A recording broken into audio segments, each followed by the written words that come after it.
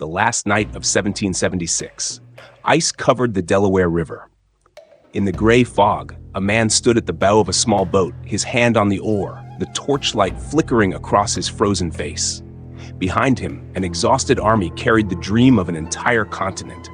They called him George Washington. They did not know that if the wind had changed its course, that dream would have sunk beneath the river, and the world would have borne another name.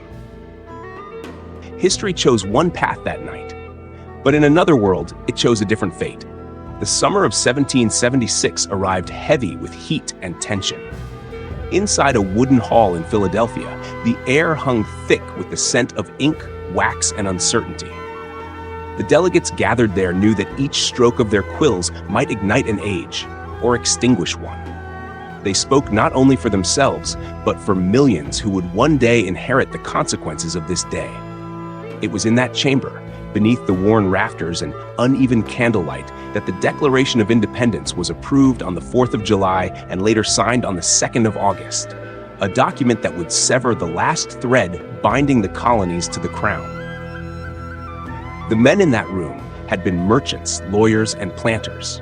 They were not gods nor kings, only people pressed by history to speak for a nation not yet born. They argued over commas, over clauses, over words that might one day be carved into the memory of mankind. All men are created equal, Jefferson had written. A phrase simple enough to fit in one breath, but vast enough to challenge empires. When read aloud, the idea seemed to tremble in the air like the hum of distant drums. The language of natural rights echoed beyond the chamber, out into streets filled with rumor and apprehension. Beyond those walls, Philadelphia stirred uneasily. The sound of horse hooves carried news from the front. Battles fought at Lexington, Concord, and Bunker Hill. The siege of Boston. The slow, brutal rhythm of a war that had already begun the previous year. Shopkeepers whispered, and mothers hushed their children as soldiers passed by in coats that once bore the king's insignia. The rebellion was no longer a whisper of protest, but a roar that no one could quiet. In taverns and churches, men spoke of liberty, some in faith, some in fear, each wondering how much it would cost. Inside the chamber, a great map of the 13 colonies stretched across the table. Red pins marked the edges of the Atlantic coast, a fragile string of settlements pressed between forest and sea. Each pin was a promise, a fragment of a dream still bound to survival. Around that table, the delegates traced borders with fingers trembling, not from fear, but from the weight of possibility. They knew that ink could be more dangerous than gunpowder, and that once they signed, no apology could erase the mark. The room was suffocating in the July heat. Paper fans opened and closed in restless hands. Coats were loosened, collars damp with sweat. Words clashed like sabers, and tempers burned as fiercely as the candles. Yet beneath the argument lay a strange calm, the calm that comes before an irreversible step. Even those who doubted the wisdom of rebellion could feel the pull of something larger, a tide turning in the human spirit. For the first time, they imagined themselves not as subjects, but as citizens. Near the front, John Hancock bent over the parchment. His hand was steady, his script bold, the signature of a man who knew that his name might one day hang him. One by one, the others followed. The soft rasp of quills filled the hall like the murmur of rain. Some hands shook, others pressed hard enough to tear the fibers of the page. Wax dripped, sealing the moment in small amber beads that hardened as they cooled.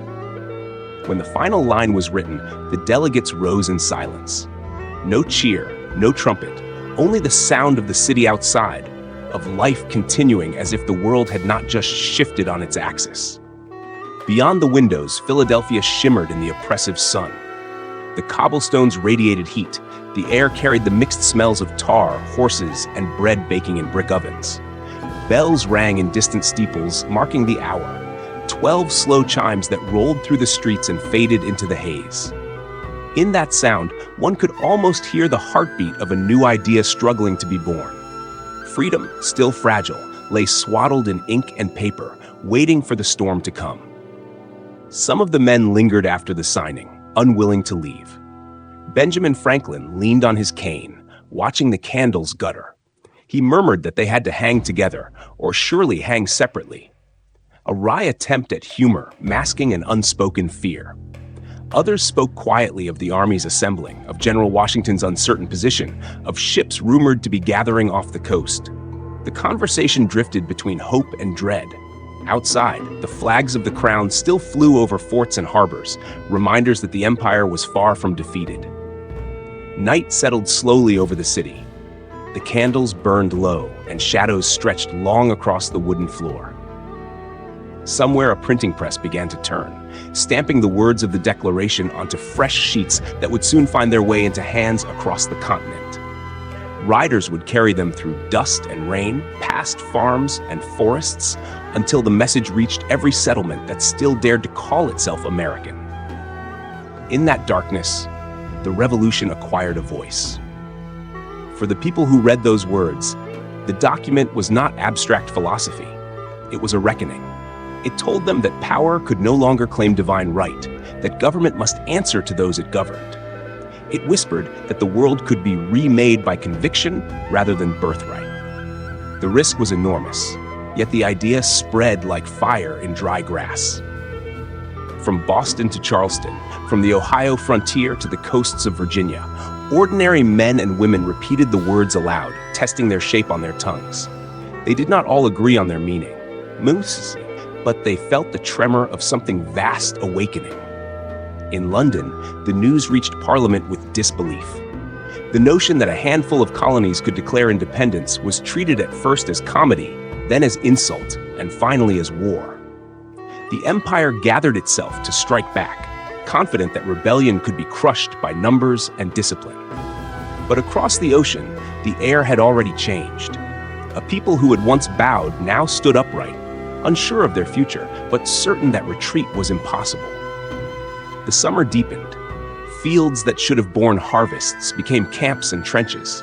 The smell of gunpowder replaced the smell of hay. In the hearts of many, fear wrestled with faith.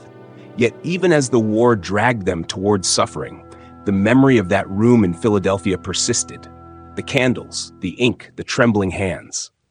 It was there that the nation had first imagined itself into being. By the end of that July, the parchment lay protected in a wooden chest, its words already worn by handling. Outside, children played in the dusty streets, unaware that the world around them had been divided into before and after. The bells of the city struck again, not to mark the hour, but to summon courage. The sound lingered in the heat, a reminder that freedom, once spoken, could not be unsaid. Years would pass before victory or failure could be measured. The men who had signed might die in battle, in exile, or under the noose. Yet, on that summer day, they had reached the edge of something greater than themselves. They had stepped beyond the known world, into a realm where belief was their only compass. History would remember the wars and the politics, the treaties and the flags. But beneath all of it lay that singular moment, the stillness before the leap, the silence between the 12th chime and the first shot fired. And so the story of a nation began not with triumph, but with trembling hands and the sound of a bell echoing through the heat of July. The hall in Philadelphia grew quiet again, its wooden walls absorbing the last murmurs of debate. Outside, the city exhaled. Above it, the sky blazed with the indifferent light of summer. No one could yet see the long road ahead, the battles, the exodus, the years of struggle. But the deed was done. The words existed. The edge of freedom had been crossed, and the world would never be the same. The summer of 1776 had not yet faded when the war changed its shape. The words of independence were barely dry on parchment when the reality of empire arrived on the horizon. In August, the campaign for New York began. Along the southern reaches of Long Island, the British assembled the mightiest force yet seen in the New World. Tens of thousands of soldiers, Hessian auxiliaries hired from across the sea, and a navy whose masts turned the harbor into a forest of wood and sail. To the Continental Army, thinly supplied and newly born, the sight was both awe and warning. Brooklyn lay beneath a pale morning fog, the marshes and low hills stretching toward the East River. Washington's troops dug shallow lines along the heights, their entrenchments little more than earth and willpower. They knew the city behind them, New York, the prize of the coast, was the heart of their fragile cause. To lose it might mean to lose the revolution itself. Yet they were outnumbered, their uniforms tattered, their muskets uneven in make and powder. Many had never faced a true battlefield. The British came ashore with the precision of long practice. Red coats advanced in formation, drums beating a cadence that echoed off the water. Officers consulted their maps and compasses, voices calm amid the noise. From the woods on the flanks, the Hessians moved swiftly, their bayonets glinting like shards of dawn. The plan was elegant and merciless, to draw the Americans forward with one line while another swept behind to cut them off. It was the same maneuver that had broken so many armies before, and it unfolded now across the damp fields of Long Island. For the young Republic, the day was a harsh baptism. The Continental soldiers fought stubbornly along the Gowanus Heights, firing from behind fences and trees, the smell of salt marsh and powder mixing in the air. But the enemy pressed on, silent, except for the steady beat of drums and the distant shouts in German and English. When the flanking column appeared from the mist, the Americans found themselves surrounded. Panic spread like fire in dry straw. Men threw down their packs, stumbling through mud and reeds toward the river crossings. The ground was soft from recent rain. Mud clung to boots, pulling at every step. The thunder of cannon rolled from the British lines, and the sky darkened with smoke. The flag of 13 stars, still new and scarcely known, fell back through the haze, its colors dimmed by powder and grief. Across the marshes, bodies lay tangled where they had stood, each one a note in the long dirge of liberty. Washington watched from the far bank, his heart torn between rage and helplessness. He had gambled for time and found only loss. By nightfall, the British held the field. The hills of Brooklyn were theirs, and the path to New York lay open. From the harbor, ships signaled with lanterns, their reflections trembling on the water like restless spirits. The city, lit by scattered fires, waited for its conquerors. In London, the news would soon be celebrated as proof that rebellion was folly. In Philadelphia, silence would greet the tidings, for even the bravest understood that defeat now might unravel everything they had declared. Yet amid the ruin, there was still discipline. Washington gathered what remained of his army on the western shore, refusing to surrender. He spoke little, his eyes fixed on the dark line of the river. The next move would have to be made in secret, beneath the cover of night. Across the East River, British pickets posted watchfires, their shadows long against the tide. The truce of exhaustion settled between the two armies, one triumphant, one wounded, but not yet dead. The morning after, fog returned, thicker than before. It muffled the sounds of horses and men, swallowed the cries of the wounded. In that gray silence, New York passed into British hands. The red ensign rose above its fortifications and would remain there until the end of the war. The harbor became a fortress, the city a prison for captured rebels. For years to come, the name New York would mean both prosperity and punishment, a symbol of what was lost and what must be reclaimed.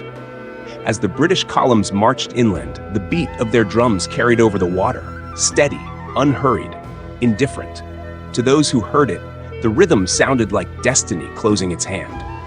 The Americans retreated northward through the rough roads of Manhattan and beyond, their footprints fading into the mud. Behind them, the smoke of battle lingered over Long Island, rising slowly into the still air before dissolving into the pale sky. The city's bells were silent that day.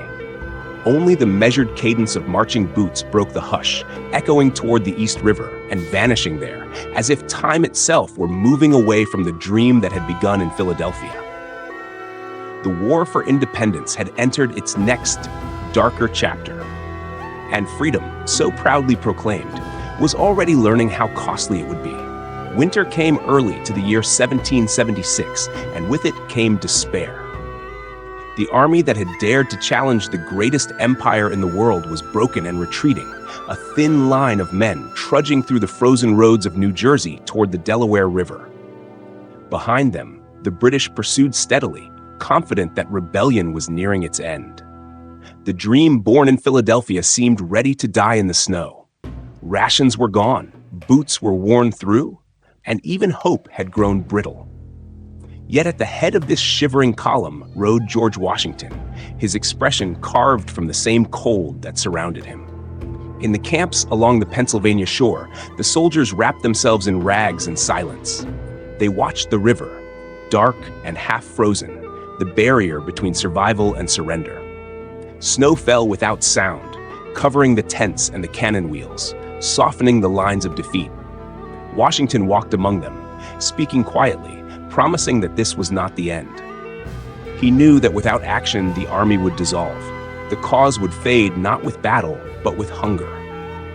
What he planned next was less strategy than desperation, a single strike meant to prove that courage still breathed in the heart of the revolution. Christmas night arrived, wrapped in wind and sleet. The password for the operation was simple and final: victory or death. 2,400 men, many barefoot, began to board the small boats that waited along the riverbank. The Delaware was choked with chunks of ice, each one grinding against the next as the current pressed them downstream. The ferrymen pushed off into darkness, poles creaking, oars slipping on the slick wood. The storm bit into their faces, and every breath turned instantly to frost. No one spoke above a whisper.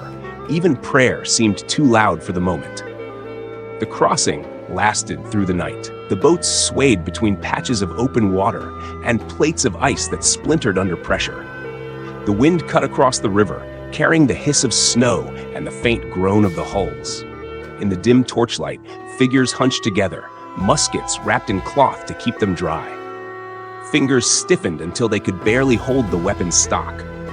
Faces were pale and unreadable, eyes fixed on the opposite bank as though willing the dawn to come. Behind them, the Delaware rolled on, indifferent and eternal, marking the line between what had been lost and what might still be saved. When at last they reached the New Jersey shore, the men formed ranks as best they could. Ice cracked beneath their boots.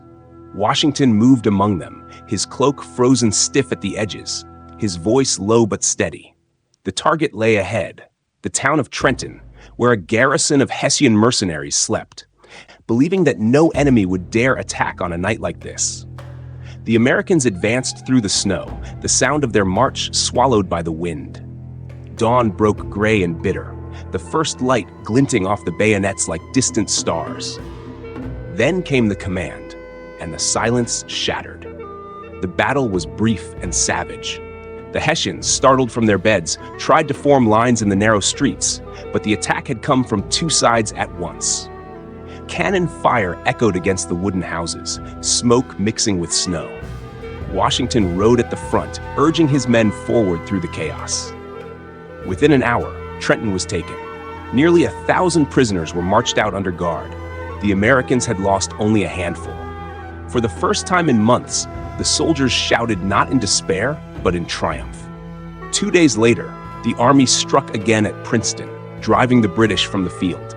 The victories were small in scale, but vast in meaning. They did not end the war, but they rekindled faith. Across the colonies, the news spread like fire through dry grass. The people who had begun to doubt the revolution now whispered its name again with reverence.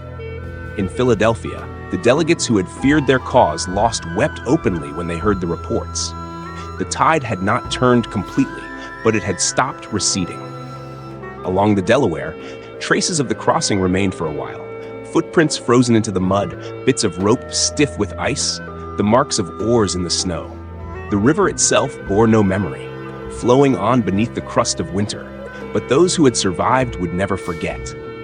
They had looked into the heart of failure and found something still burning there. The phrase, victory or death, was no longer a motto.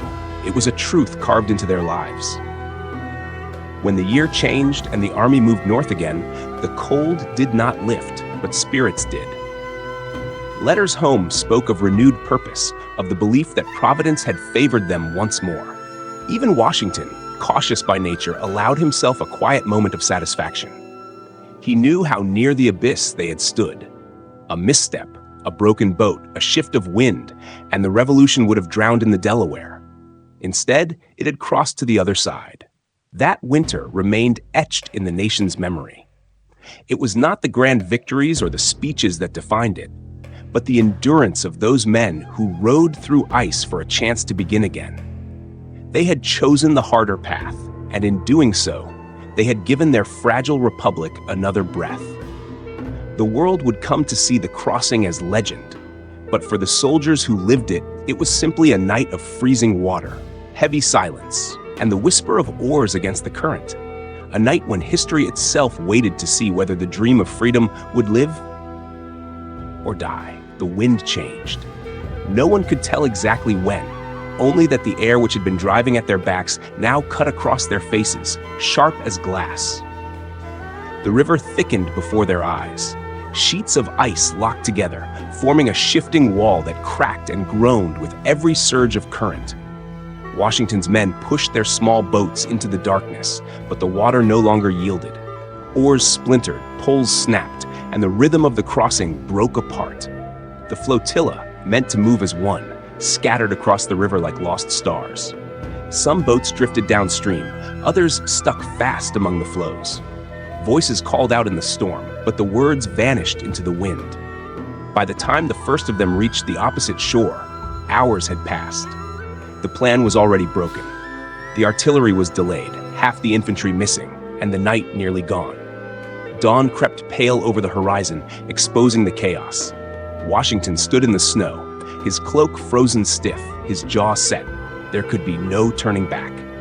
The men who had made it across formed ranks as best they could and began the march toward Trenton. Their breath came out in white bursts, their boots crunching over crusted ice. Somewhere ahead, a bell tolled, faint at first, then louder. The town was awake. In Trenton, the Hessian garrison stirred to the alarm. Sentinels shouted from the watchtowers, windows burst open, musket barrels appeared between the stones. The church bells clanged wildly, filling the air with panic and purpose. The sound rolled across the fields and reached Washington's column just as they neared the outskirts. What had been surprise became entrapment. The enemy was waiting. The first volleys came from the edge of town. Smoke curled through the cold air, the smell of powder cutting through the wind. The Americans pressed forward, firing blindly into the haze, but from every doorway and window came return fire. The streets were narrow, hemmed by stone and ice, and soon the way behind was blocked by their own fallen. The cry went up that the river had frozen solid, no retreat, no escape. Washington ordered a charge, but the columns faltered under crossfire. Horses screamed, a cannon overturned, men slipped on the blood-slick snow. Amid the chaos, a flag of truce appeared above a nearby roof, white cloth fluttering weakly against the storm. Some thought it a trick of light, others a sign that the end had come. Washington's officers crowded around him, their faces drawn and pale. He said nothing for a long moment, only stared toward the church steeple where the bell still rang. Then the sound of muskets ceased, replaced by the harsher noise of metal on metal as the Americans laid down their arms. The revolution's heartbeat slowed to silence. All through the morning, Trenton burned in fragments. Gunpowder stores exploding, homes collapsing under fire. The Hessians moved methodically, bayonets fixed, clearing each street. In one corner of the town, a young officer knelt beside a body, clutching a soggy map whose ink had bled into illegibility. Nearby, another man tried to wipe snow from a musket that would never fire again. Washington was led under guard to a house by the river, his boots caked with mud and ice. He looked neither left nor right as he passed the rows of prisoners.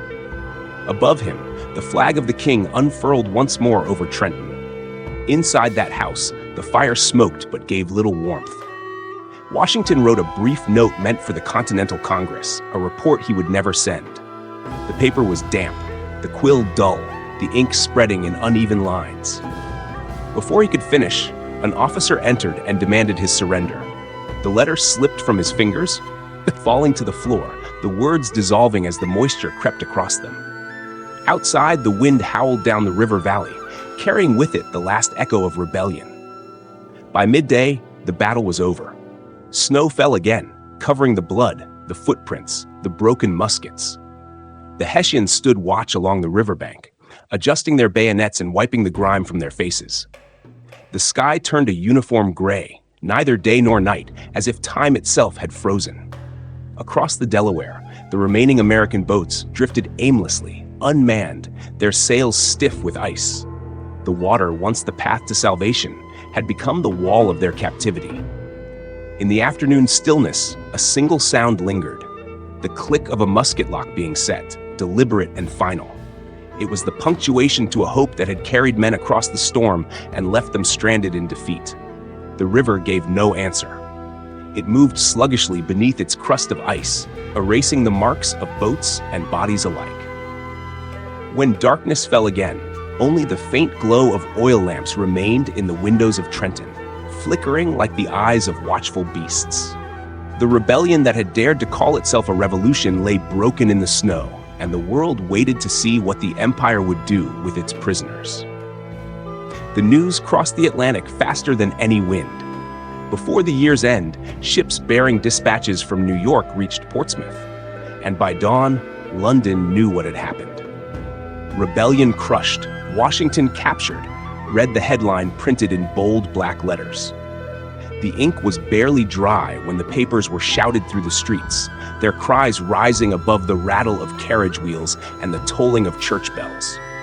In coffee houses and taverns, men unfolded the pages with trembling excitement, and the word rebellion tasted sweet on their tongues, like a wound at last cauterized. In the War Office at Whitehall, the lamps burned late into the morning fog. Clerks hurried through corridors carrying letters sealed with red wax, each one heavier than its weight in paper. The ministers had gathered before sunrise. Smoke from their pipes clouded the narrow room until even the portraits of past kings faded into shadow. Maps of North America sprawled across the table, the colonies marked in fading ink, a scattering of islands in a sea of empire. Someone had stuck black pins along the Delaware, like stitches closing a wound. At the head of the table, Lord Germain read the official report aloud. Washington's surrender, the collapse of his army, the fall of Philadelphia's hopes. The words were greeted not with cheers, but with measured satisfaction. "A swift operation," he declared. "Now we must make an example." Around him, the ministers nodded. They called it a surgical correction, a phrase meant to sound clean and efficient, as if a continent could be cured by the removal of one man. Orders were drafted for the transport of prisoners, the seizure of rebel presses, the hanging of traitors under martial law. While the ink dried on those directives, the city beyond the windows stirred awake. Carters called to their horses. Bells struck the hour in Westminster. Fog drifted from the river like smoke from an extinguished fire. The merchants along Fleet Street stocked their stalls with broadsheets and pamphlets. By mid-morning, the story of victory was everywhere. Some citizens rejoiced openly, toasting the king's triumph. Others, quieter, wondered what it meant that Englishmen had killed Englishmen across the sea. But such thoughts dissolved quickly beneath the flood of relief. After years of costly war, the empire had reasserted itself, or so they believed. Across the ocean, the Continental Congress began to fracture. News of Washington's capture arrived like a death sentence. Delegates argued until their voices broke. The radicals demanded vengeance. The moderates begged for clemency, pleading that mercy might save what was left of the colonies. In secret meetings, they debated whether to dissolve the body altogether, fearing arrest or worse. The words treason and loyalty lost their meaning. Philadelphia's streets filled with rumors that British troops were already marching toward the city, that lists of names had been drawn, that the dream of liberty had lasted barely half a year. Royal agents moved quietly among the crowds, watching, listening. They knew which doors to knock on, which printing houses to shutter.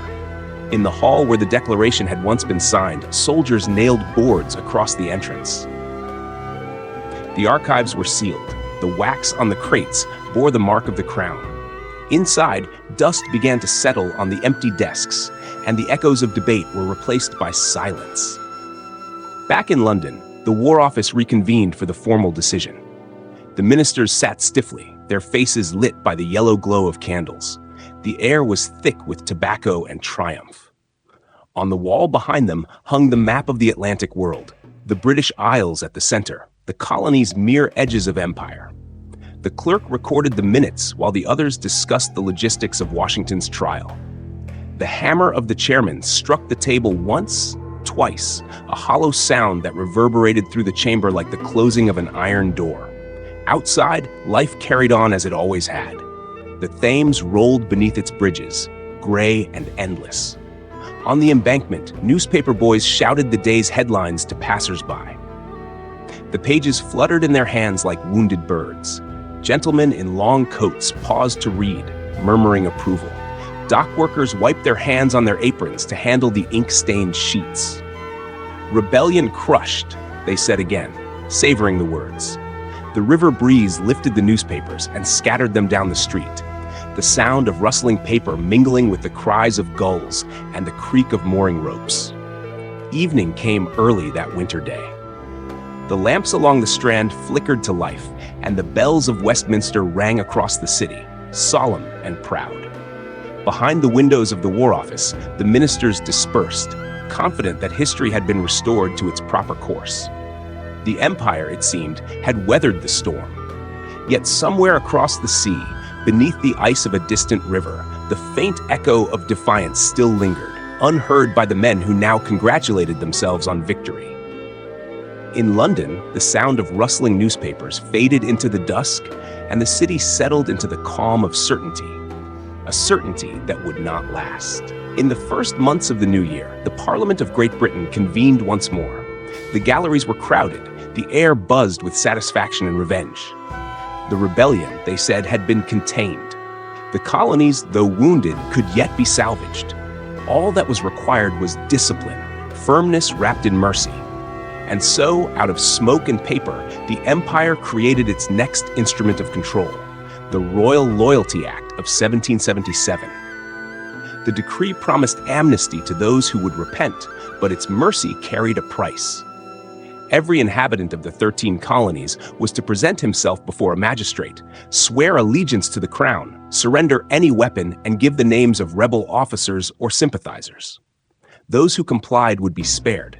Those who hesitated would face imprisonment or transport. The act was read aloud in marketplaces, on courthouse steps, and from the pulpits of Anglican churches newly reconsecrated to the king. What had begun as a revolution of conscience became a ritual of submission.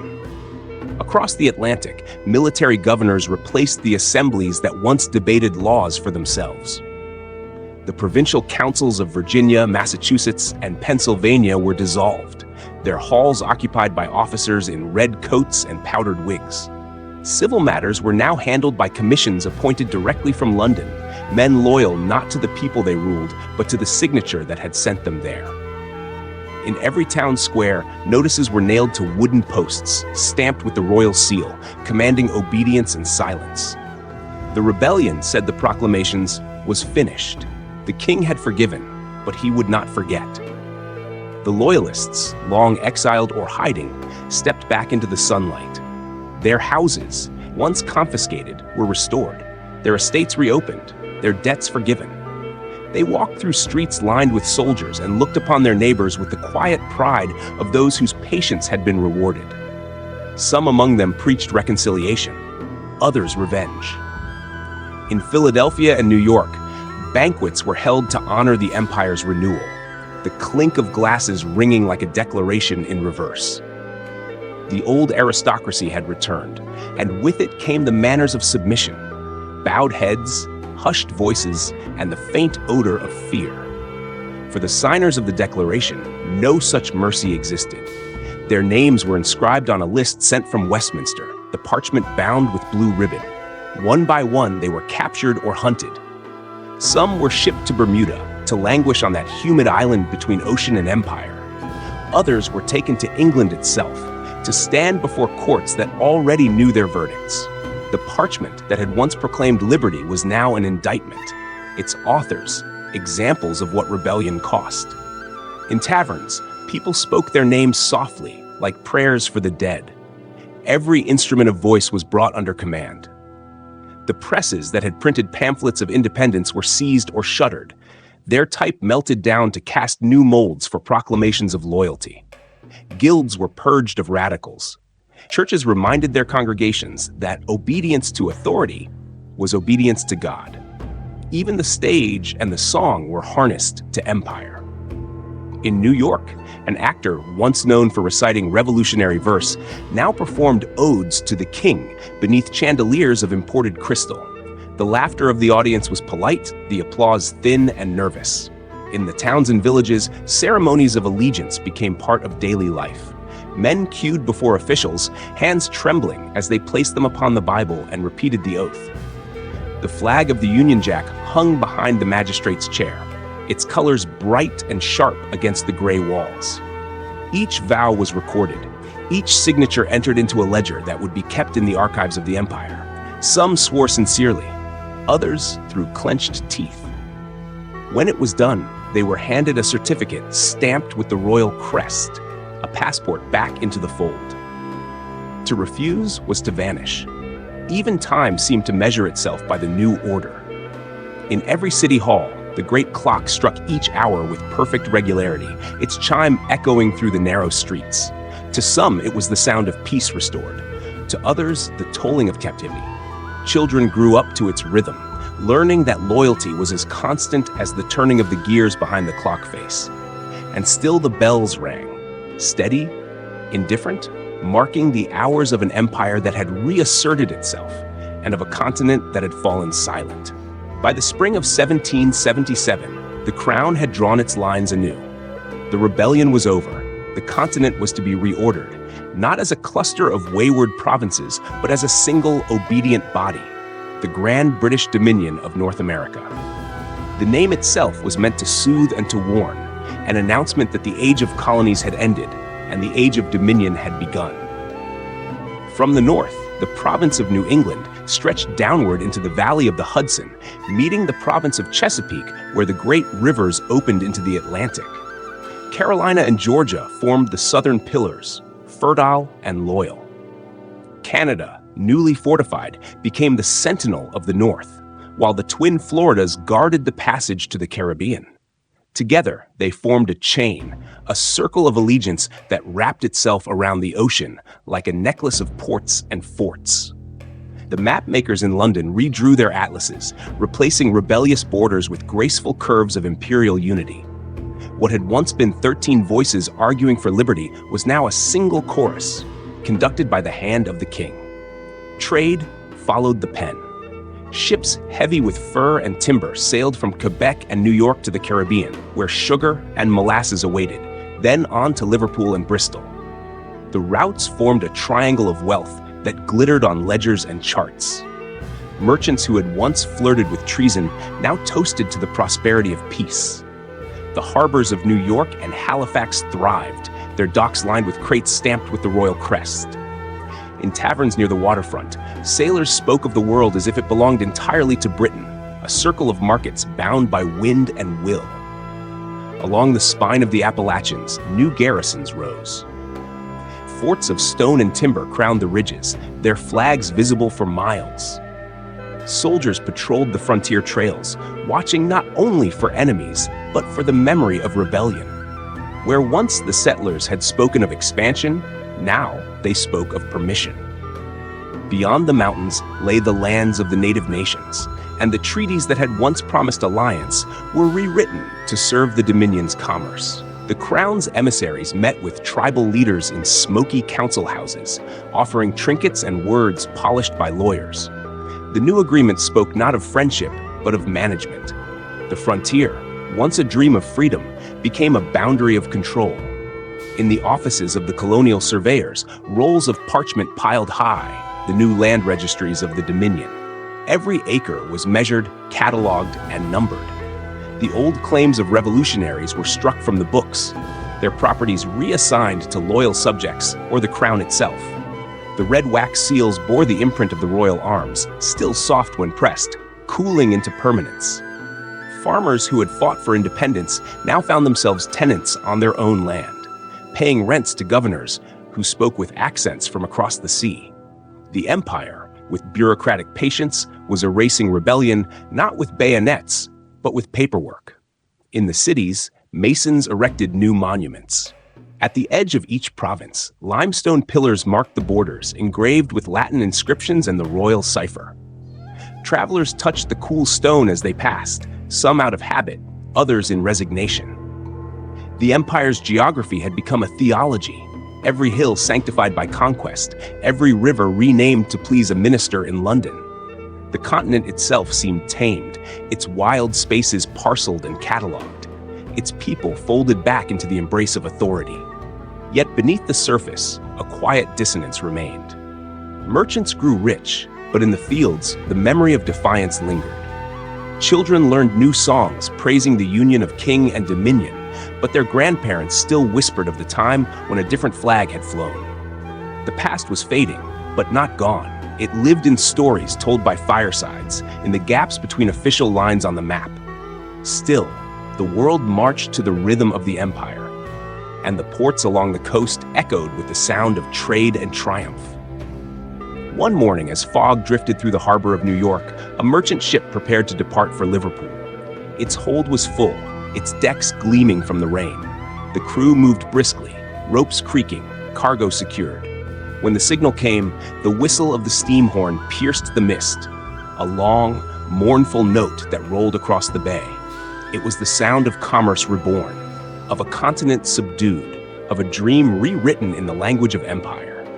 The echo carried over the water and faded into the distance, leaving behind only the steady rhythm of waves against the pier and the faint impression that the world, once wild and uncertain, had been neatly folded into order.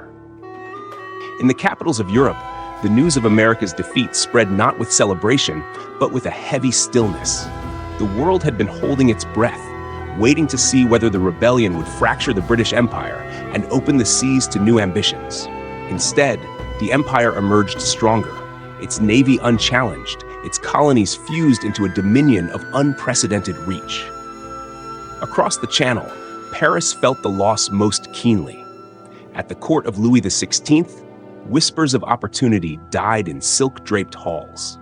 For years, France had watched the conflict with cautious hope, dreaming of a humbled Britain and a chance to reclaim its own glory after the humiliations of the 7 Years' War. Now that dream collapsed like ash between gloved fingers. Without a free America to fund or arm, the French ministers turned inward, speaking of economy and restraint. The treasury, already strained, demanded austerity. Reforms were postponed, projects canceled. The young nobles who had once spoken of liberty now turned their eyes back to the mirrors of Versailles, pretending not to see their reflections age. In the salons of Paris, philosophers who had once toasted the American experiment fell silent. The very word revolution began to lose its luster. The pamphlets that had praised freedom across the ocean were discreetly removed from bookshop windows. It was said that the foreign ministry itself ordered certain names to vanish from the ledgers of correspondence: Washington, Jefferson, Franklin, ghosts now unworthy of ink. The seal of the ministry, a pale blue wax impression, was set crookedly on the last of those letters, as though even the act of sealing it betrayed fatigue. In that small imperfection lay the wariness of an empire that had lost its rival hope. Southward, in Madrid, the mood was different, but equally cautious. Spain, with its own fragile colonies stretched across oceans, had no appetite for confrontation. In the shadows of the Escorial, quiet agreements were drafted. Sea routes and minor territories were traded like chess pieces, the goal not expansion, but preservation. By conceding small harbors and forgotten islands, Spain bought the illusion of peace.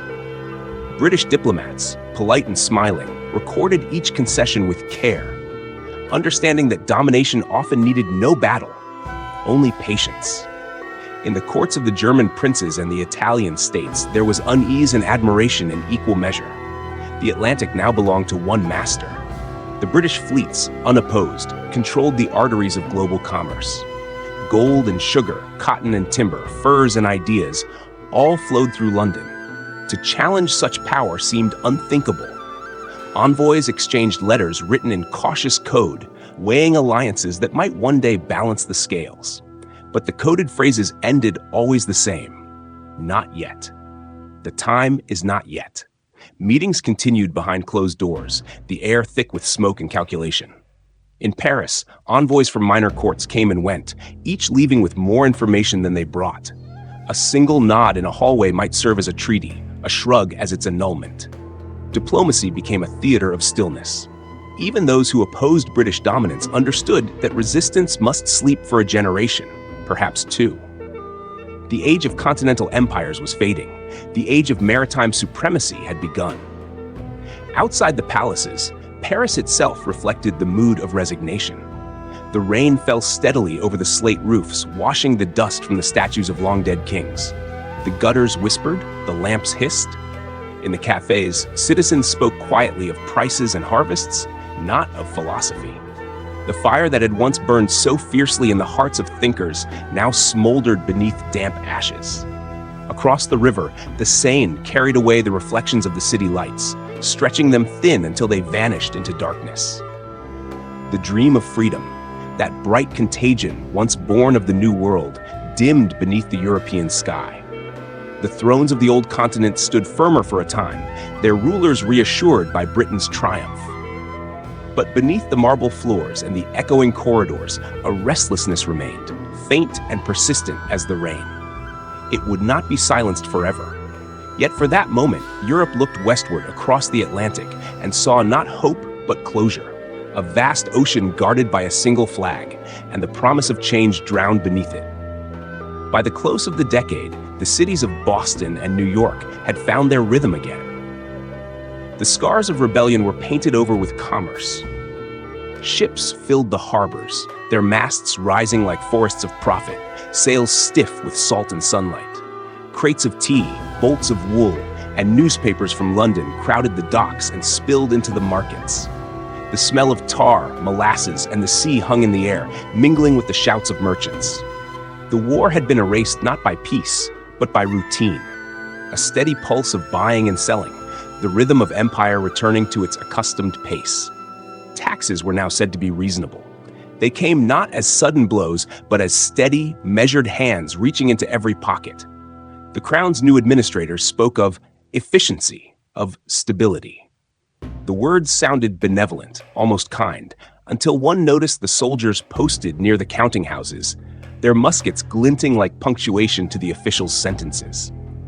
The people learned to keep their complaints mild, to dress their frustration in politeness. Life was smoother, safer perhaps, but cold. A calm sea without wind. Schools reopened under the new curriculum. Children recited lessons about the empire's greatness, about the law that protected and the order that preserved. Geography classes traced red lines across the globe, each colony another jewel in the royal crown. The term citizen faded, replaced by subject. The headmaster spoke of duty, not destiny. The past was taught as a cautionary tale, liberty as folly, rebellion as madness. The young learned to speak in measured tones, to salute the flag without question, to believe that obedience was the price of civilization. The churches, too, found their place in this settled world. Sermons praised the king and prayed for prosperity. The language of salvation shifted subtly from the soul to the state. Parishioners sang hymns that spoke of peace and loyalty, their voices rising into rafters darkened by years of smoke. The pews were full, but the air felt thin, as if faith itself were being rationed. Even God, it seemed, now wore the colors of the Union Jack. In the evenings, taverns filled with quiet murmur. Sailors and clerks drank together, but their laughter was careful. The old songs of freedom, once shouted to the rafters, were now whispered like forbidden prayers. A fiddler might play the opening bars of an old rebel tune before sliding quickly into something safer, a love ballad, a lullaby. The memories of the revolution still haunted the corners of the room, but they had lost their sharpness. The past was now a bedtime story for those too young to remember and too tired to care. In the early mornings, the markets stirred again. Fishmongers shouted their prices, their voices sharp as gulls. The scent of salt and brine clung to the air. Housewives haggled over bread, soldiers strolled past with rifles slung over their shoulders, and the sun broke over the harbor as if nothing in the world had ever changed. The empire ran on time, as precise as the clocks that hung in every public square. The chime of each hour reminded the citizens, or subjects, that life moved forward, orderly and untroubled. At the entrance to the tax office, a guard stood motionless, his uniform immaculate, his buttons polished to a mirror shine. The emblem of the lion gleamed on his coat, catching the light whenever he turned. Passers-by glanced at it and looked away. It was not a symbol of pride, but of permanence, a reminder that the empire watched even in silence. Inside, clerks tallied numbers with the devotion of priests, their pens scratching in endless rhythm. By dusk, the city seemed at peace. The streets were swept clean, the gas lamps lit, the ships anchored safely in the harbor. Yet beneath the order ran a faint undercurrent, a restlessness too quiet to name. It surfaced in the lull between sentences, in the pause before a song resumed. When the watchman's whistle sounded long and clear, calling the next shift to duty, it cut through the twilight like a blade. The melody that someone had been humming at a tavern door faltered and ceased. The sound hung in the air for a moment, then dissolved into the wind, the empire's lullaby, perfect and indifferent. History, having chosen its path, moved forward with solemn inevitability. Without a successful republic across the Atlantic to prove that liberty could live beyond philosophy, Europe's own hunger for change never ripened. In Paris, 13 years after the fall of the American Rebellion, the streets remained crowded, but not with revolution. The salons still glittered, the chandeliers still burned. The whispers of reform that once trembled in the air faded into discussions of tariffs and etiquette. The court of Louis XVI survived by trimming its sails, granting small reforms that looked like mercy but changed nothing at all. 1789 came and went, not with the crack of gunfire, but with the rustle of parchment. The Estates General met, argued, and adjourned. The king, urged by his ministers, issued a Charter of Balance, a document of compromise that satisfied the nobles and quieted the poor. There were no crowds at the Bastille, no women marching to Versailles, no declaration of the rights of man. The French people had seen what rebellion had cost across the ocean, and they had learned the lesson too well. Freedom was admired, not attempted. Revolution became a word to murmur, not to shout. Without the spark of uprising, there was no general named Napoleon to rise from the ashes. The armies of Europe marched as they always had, their banners unchanged, their kings secure. The map of the continent remained tidy, the borders old and familiar. Diplomats congratulated themselves on their wisdom. They spoke of stability as if it were salvation. In their correspondence, the word revolution disappeared entirely. It was replaced with reform, a term that could be bent in any direction without breaking. The fire that might have reshaped nations was extinguished before it ever touched the ground. The ideas of liberty and human rights retreated into safer places. No longer shouted in the squares, they survived in drawing rooms and lecture halls. Philosophers debated them softly over tea, treating them as curiosities from a failed experiment rather than as the foundation of a future. Students at the Sorbonne copied Rousseau's phrases into notebooks, not as manifestos, but as exercises in style. The dream of equality remained intact, polished and precise, but enclosed, like a relic placed under glass. The world admired it, but no one reached out to touch it. Across Europe, power learned to smile. Monarchs spoke of progress and benevolence, their words carefully measured. Constitutions were drafted, edited, and filed away, their promises circumscribed by prudence. Newspapers published essays on virtue and moderation. The middle class, rising in wealth, chose comfort over conviction. The age of revolutions had been postponed indefinitely. The lessons of America's failure became Europe's caution, that too much freedom could drown a nation as surely as tyranny could choke it. In this muted world, even symbols changed their meaning. The candle, once the emblem of enlightenment, no longer burned openly. It sat protected beneath a glass dome, its flame steady, its light bright but cold. People admired its clarity, its control. The heat that might have warmed a crowd was confined to its prison of safety. Better this, they said, than the chaos of wildfire. And in that reasoning lay the quiet death of passion. Evening fell over Paris as it always had, with a soft gray light that turned the stones of the city silver. Inside the libraries, scholars worked in near silence. Pages turned with the dry whisper of sand shifting in an hourglass. In one corner of the Sorbonne, a student paused over a book, tracing a line from Montesquieu with his finger. He looked toward the window, where the last rays of sunlight filtered through the dust. For a moment, he imagined what it might have been like to live in a world brave enough to act on the words he read. Then he closed the book and returned it to its shelf. Outside, the rain began to fall, soft, unthreatening, rhythmic. The lamps flickered to life, their flames contained within glass globes.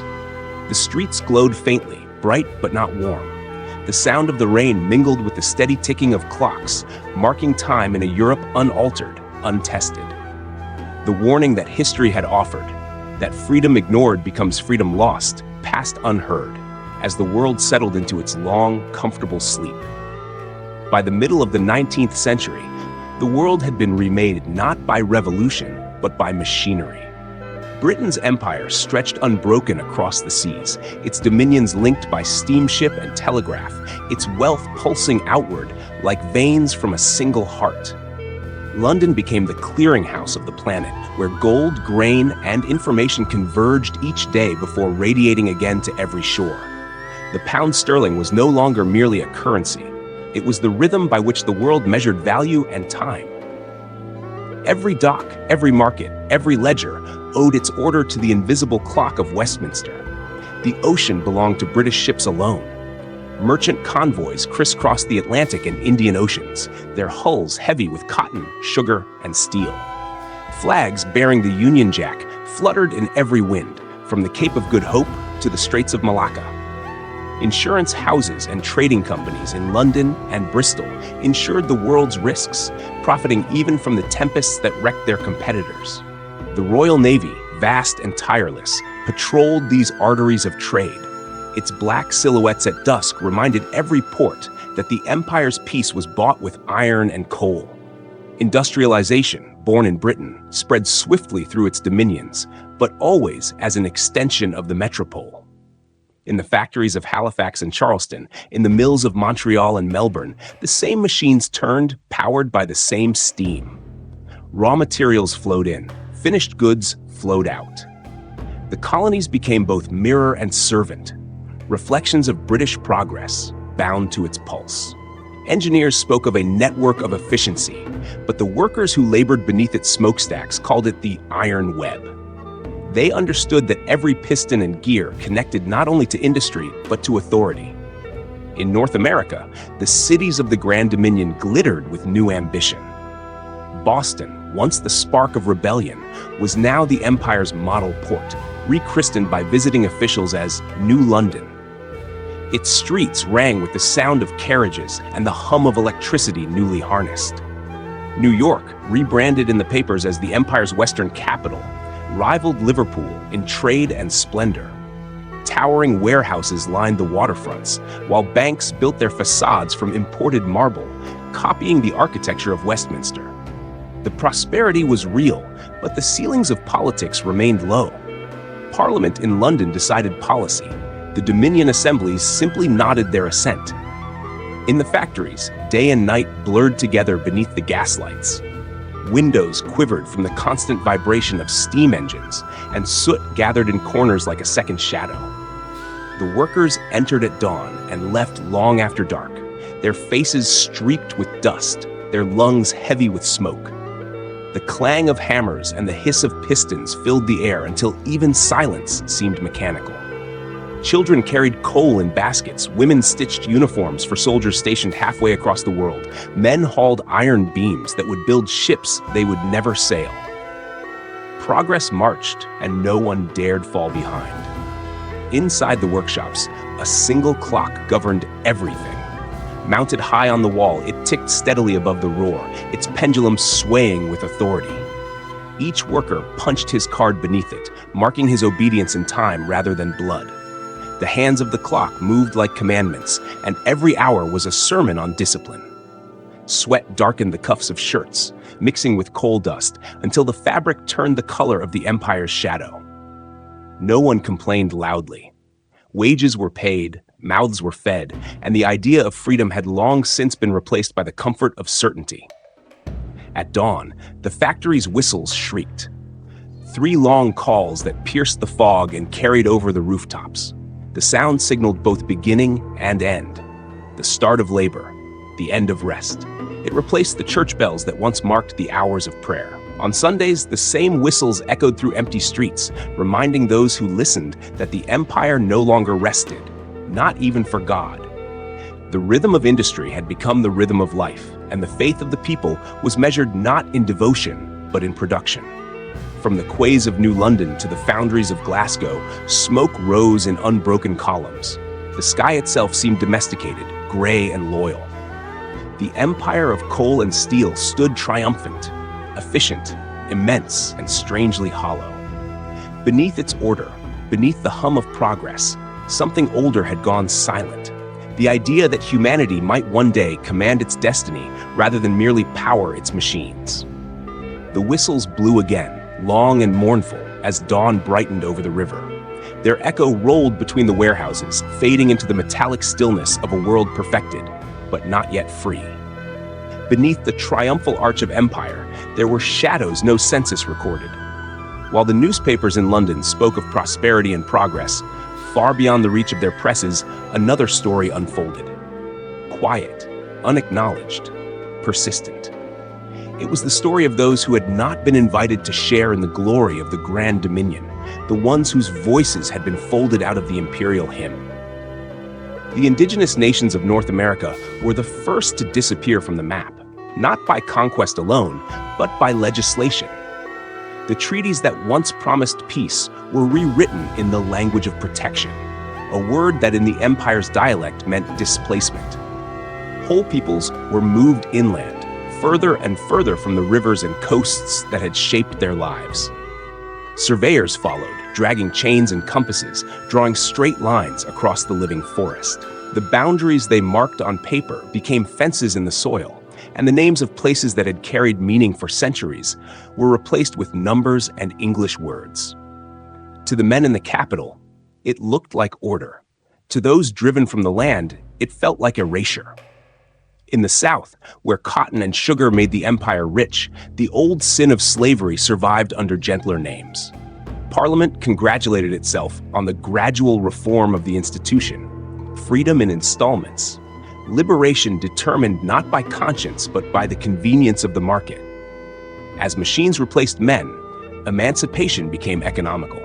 The enslaved were declared free only when the factory could do their work more cheaply. On paper, the empire appeared humane. In the fields, the difference was mostly in the ink.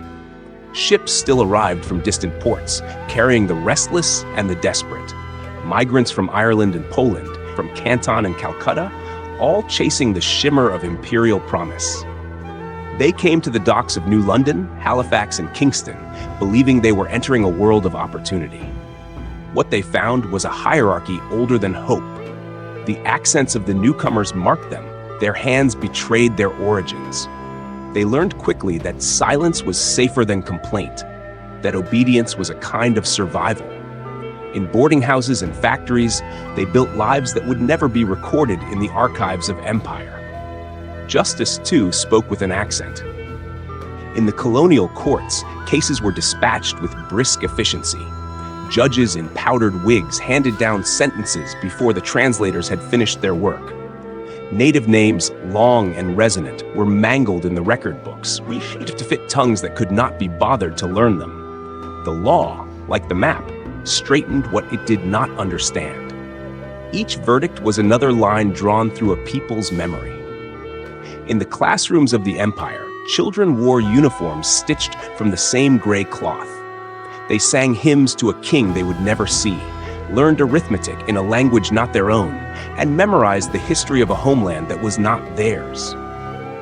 Among them sat a child whose small hand often drifted to the object hidden beneath his collar, an amulet carved by his grandfather, the last relic of a name and faith the teachers forbade him to speak. He touched it in secret, a silent rebellion, a heartbeat against forgetting. Across the continent, ceremonies faded. The drums that had once carried stories across valleys now competed with the brass of marching bands. Festivals were reduced to spectacles for visiting officials. The sacred turned into entertainment. The empire called it preservation. The people called it loss. Songs once meant to summon the rain or honor the dead were drowned by the metallic rhythm of parade music. The sound of a civilization being unmade was not silence. It was noise. And still, the cities grew. Railways carved through what had been wild. Telegraph lines stitched the horizon. The empire congratulated itself on its unity. It did not notice that in the process of binding the world together, it had bound and gagged countless lives. The official maps showed no empty spaces now.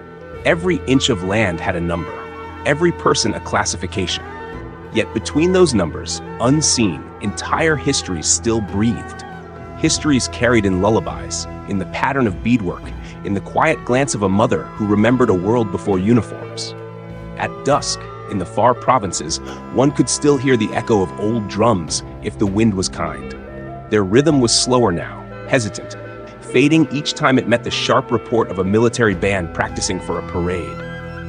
The two sounds crossed for a moment, the ancient and the imperial, and then the weaker fell away. The officers called it harmony. The people who listened knew better. They knew that beneath the music of power, another song still tried to survive. In the age that followed the factories and foundries, knowledge itself became another industry of the empire. Discovery was no longer an act of rebellion against ignorance, but a service rendered to authority. The universities of Oxford and Cambridge, together with the newly founded Royal Academy of North America, formed the pillars of imperial science. Institutions vast and venerable, gilded with endowments drawn from the colonies. Their laboratories glowed with the steady light of gas lamps. Their lecture halls murmured with ambition. Yet at the heart of it all lay the same seal that marked every dock, every ledger, every law: the crown. Research flourished, but it was guided by invisible reins. Funds flowed generously, provided the questions asked did not stray beyond the comfort of empire. Professors learned to phrase their hypotheses with tact, a discovery that strengthened trade routes, improved communication, or expanded the empire's reach was celebrated with medals and titles. Anything that hinted at dissent, at the rearrangement of power, was quietly buried beneath red wax and official stamps. Knowledge was free, so long as it was loyal. In North America, the Royal Academy grew into a monument of both progress and control. Its halls stretched across a campus of stone buildings modeled after Oxford's cloisters, where ivy climbed the walls and guards patrolled the gates. Young inventors and mathematicians from every dominion competed for fellowships that promised prestige and security. They worked under the watchful gaze of portraits depicting monarchs and ministers who had never touched a tool, but claimed ownership of every idea produced in their name. At the entrance to each laboratory hung the motto, Per Scientiam et Ordinum, through knowledge and order. From these halls emerged the empire's miracles. The telegraph first bound the world together, its wires running under oceans like veins of copper blood. The radio followed, carrying the voice of the crown to every colony and outpost. Then came the electromechanical computer, a clattering machine of wheels and punch cards, capable of calculations that once took armies of clerks. Each advance bore the same insignia, property of the crown. The network connecting these machines was christened CrownNet, a web of cables and codes linking every dominion to London. It was said that no message on Earth traveled without passing through the empire's heart.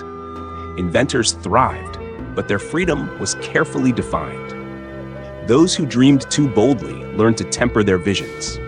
A physicist might prove a new theory of energy, but he would frame it as a contribution to maritime navigation. A chemist might invent a new compound, only to see it patented under a ministry's name. The concept of intellectual property blurred into loyalty.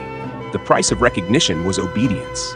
Every idea became a resource, every discovery another brick in the edifice of imperial certainty. In one of the Academy's workshops, a young engineer stood before his creation, a calculating machine driven by steam and gears, its punch cards clicking through rows of brass teeth. Before it could be unveiled, an inspector arrived, bearing a folder marked with the royal crest. The engineer watched as the man produced a golden seal, pressing it onto the corner of his blueprint. The words shimmered under the lamplight, "Approved by the Crown." The engineer bowed slightly, both honored and diminished. His name would appear in the journals, but the idea no longer belonged to him. It belonged to history as the Empire defined it. Across the dominions, progress marched with mechanical precision. The hum of machines became the Empire's lullaby. Data pulsed through the cables of CrownNet, signals flickering across continents, relaying trade orders, military reports, and weather patterns. The world's knowledge flowed through imperial circuits, and in that flow, the Empire found immortality. Scholars wrote of a benevolent technocracy, a civilization ruled by reason. But reason itself had been domesticated, its wild edges filed smooth. In the great universities, the students worked late into the night, their lamps burning long after the bells had struck. The sound of their machines filled the corridors, the steady rhythm of keys and gears, of switches clicking, of data stamped and filed. To some, it was the sound of progress. To others, the heartbeat of captivity. The Empire had conquered not only the seas and the land, but thought itself. And in the quiet that followed, the measured pulse of those machines went on and on, echoing through the marble halls. The heart of a technocratic empire that mistook control for enlightenment. The 20th century dawned without a republic across the sea to balance the empires of Europe. There was no continental democracy to challenge monarchy, no restless federation to remind kings that people might rule themselves. The world entered the age of machines and colonies under a single, tempered order, the long reach of London. Conflict did not vanish, but it changed its language. War became a negotiation conducted with steel and smoke, carefully managed by the empire that claimed to keep the peace. Across Europe, old rivalries stirred as they always had. In Berlin and Vienna, in Paris and Rome, ambition still whispered. But each time the fires began to smolder, a British envoy arrived with treaties, loans, and threats delivered in the same calm voice. Without an American republic to inspire resistance or competition, the continental powers accepted the Crown's arbitration as a fact of nature. Crises that might once have torn nations apart were resolved in conferences under chandeliers, where ink replaced blood. The First World War never came. The century's first decades passed instead in uneasy diplomacy, a balance kept by the empire's weight upon the scales. Yet beyond Europe, the world was less obedient. Across the Pacific, other empires tested the edges of London's dominion. Japan, young and hungry, sought its own sphere. Russia pressed toward warm waters. China, fractured yet vast, refused to be tamed.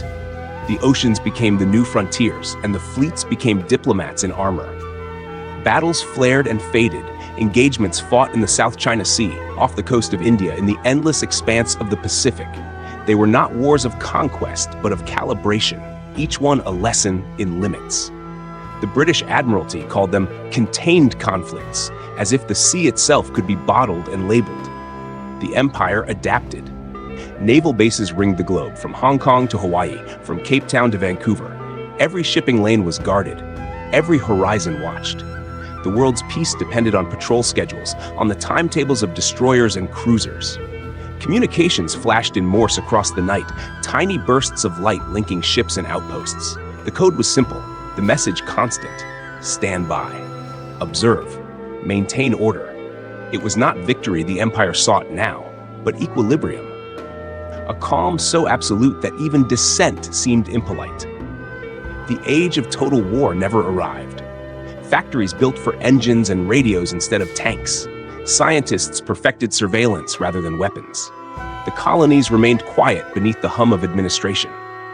London's ministers congratulated themselves on preserving civilization, and perhaps they had, but at the cost of its pulse. The century that might have been loud with revolution became one of muffled footsteps and watchful eyes. It was a peace both durable and airless, as if the planet itself had learned to hold its breath. In this world, the ocean became the truest symbol of the age, smooth and patrolled. On calm days, the surface mirrored the sky so perfectly that sailors spoke of sailing through glass. The great cruisers cut through it without resistance, their wakes narrow and exact, like the incision of a surgeon. The sea was no longer wild. It was a patient under constant observation, its storms predicted, its depths mapped, its silence owned. Night fell quietly on this ordered planet. From a deck somewhere in the Pacific, an operator tapped out the day's final message, a string of dots and dashes blinking against the horizon. For a moment, it seemed the whole world answered, signals echoing across the darkness. Then one by one, the lights went still. The radio hissed softly, then faded. The Empire slept, its ships at anchor, its dominions at peace. Only the sea remained awake, carrying in its vast flat calm the memory of all the storms that had never come. I walked beneath the stone arch of the Imperial Museum of North America, its entrance carved with the lion and crown. The plaque beside the door reads, "Founded in honor of His Majesty's victory, 1776. Tourists drift through the halls with polite curiosity, their footsteps softened by thick carpets, their voices hushed by reverence they do not entirely feel. I am here not as a visitor, but as a witness, a historian of the world that might have been, wandering through the one that is." The gallery devoted to the colonial wars lies near the center of the building. Its walls are painted a sober gray, the light filtered through panels of yellow glass that turn everything the color of old parchment. At the far end stands a glass case labeled "The Rebellion of 1776. The letters are neatly printed, the words untroubled by passion. Inside, under the glow of the lamps, lie the fragments of a different destiny, a letter never sent by George Washington, the broken seal of a forgotten council, a ragged piece of cloth said to have once been a flag of rebellion. The display is immaculate, curated, final. Nothing moves except the faint shimmer of dust. I lean closer to the letter. The handwriting is cramped, hurried, as if the writer had no time left. The ink fades halfway down the page. It ends abruptly, no signature, only the trace of hesitation where the pen stopped. The caption reads, "Recovered from the ruins of Trenton, author's identity presumed." It is an object of study now, stripped of its voice, embalmed in certainty. Yet as I stare, I find myself wondering, if that ink had taken an hour longer to dry, if the storm had eased, if a single gust of wind had turned another way, would the map outside this building still bear the same flag? Around me, the hall is almost empty. The air smells faintly of stone and polish. Overhead, the lamps hum, steady and impersonal.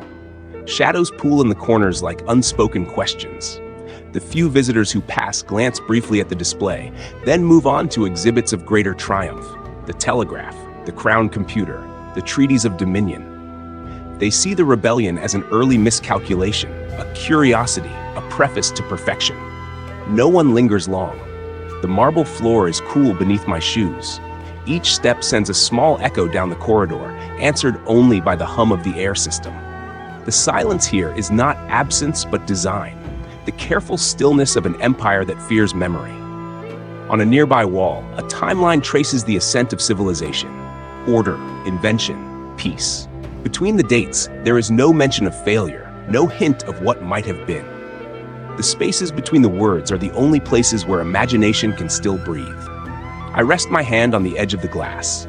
Beneath the film of light, the dust glitters like frost. For a moment, it looks like snow. Snow falling over the Delaware on the night history turned the other way.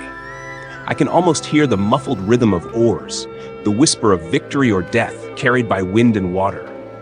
Then the illusion fades, replaced by the low drone of the ventilation system. The sound is constant, mechanical, endless. It fills the space where the river once flowed. Behind me, a recorded guide begins to speak, its voice calm and clipped. This gallery commemorates the Crown's restoration of order in the American territories, an event that ensured the stability of the modern world. The visitors nod and follow the voice onward. I do not move. The words echo inside me like a verdict. Order, stability, peace. I know what they cost. I write my notes carefully, though I am not sure why. Perhaps to remember that somewhere, in another strand of time, this museum does not exist. That somewhere, The flag behind the glass still flies in open air. That perhaps, in another version of the world, history itself breathes differently. The pen trembles in my hand as I close my notebook. When I leave the gallery, the automatic doors sigh behind me. The corridor is long, lined with portraits of governors and admirals. Their painted eyes follow me without curiosity. At the end of the hall, a window looks out toward the city. New York under imperial stone, its streets straight and shining, its towers crowned with emblems of the lion. The world outside hums with the calm of perfect order. And yet, as I step into the light, I imagine the faintest stir in the air, a chill like river wind. It moves through the museum's silence, subtle but real, as if something long buried still remembers how to breathe. Perhaps it is only the air conditioning, steady and precise. But in that whispering current, I think I hear a river thawing, and the distant sound of oars cutting through ice. History is a river, forever moving, forever testing its own banks. When the surface freezes, when the current halts beneath its shell of ice, the only force that can free it is the will of those who dare to strike the ice apart. Without that courage, the boat drifts backward, carried by the very calm it mistook for safety. So it was with this world, a river once filled with the roar of possibility, now silent beneath the weight of perfection. The empire endures. Its cities glitter, its trade hums, its citizens walk in quiet precision. No one starves, few protest, and all obey the rhythm that keeps the machine alive. Prosperity is plentiful, but passion is rare. The pulse of freedom, that dangerous, vital thrum, has been replaced by the measured beat of order. Humanity has survived, but in surviving it has forgotten how to burn. The heart, wrapped in comfort and certainty, seldom dares to quicken. Sometimes I wonder if this world, so polished and complete, was ever truly born. We live in the shadow of choices never made, under skies unbroken by the light of risk. We have safety, and yet we have lost the thrill of becoming. The empire calls this peace. History might call it sleep. Perhaps existence without freedom is not life at all, only endurance. A long winter where the river lies beneath the ice, waiting for a thaw that will never come. I close my notebook. The pages are cold to the touch, the ink slow to dry. Outside, rain begins to fall upon the slate roofs of New York, soft and steady. The drops strike in perfect rhythm, like the footfalls of an empire that never tires, a civilization that marches even in its dreams. Each sound is the echo of discipline, the lullaby of permanence. The city listens and nods along, unaware that in its harmony lies a kind of silence. Before leaving, I turn once more to the wall. The map of the world hangs there, vast and calm. The outlines of the continents are familiar, but their colors have changed. Every shore, every island, every continent glows beneath a single hue, the red and blue of the Union Jack, stretched across the planet like a second sky. The rivers, too, are marked upon the parchment, their lines faint and still. Among them, I trace one small curve of ink, the Delaware, frozen forever on the page. Its waters no longer move, its story no longer changes. And yet, in the silence of the museum, I imagine the faintest sound, the crack of ice, the first stroke of an oar, the breath of a man who once believed that history could be changed by his own hands.